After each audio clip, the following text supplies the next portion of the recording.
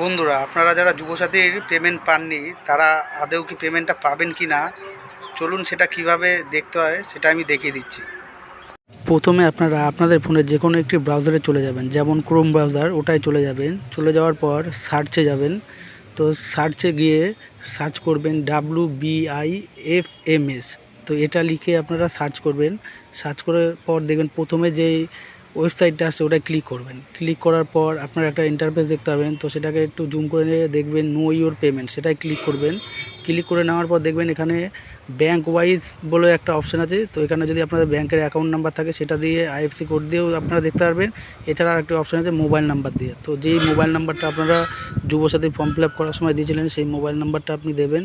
দেওয়ার পর এখানে দেখবেন ওটিপি বলে একটা অপশান আছে, ওটা ক্লিক করার পর দেখবেন আপনার ফোনে একটা ওটিপি আসবে। তো ওটিপিটা দিয়ে দেবেন। দেওয়ার পর জেনারেট ওটিপি করলেই সঙ্গে সঙ্গে আপনারা আপনাদের পেমেন্টের স্ট্যাটাসটি দেখতে পারবেন।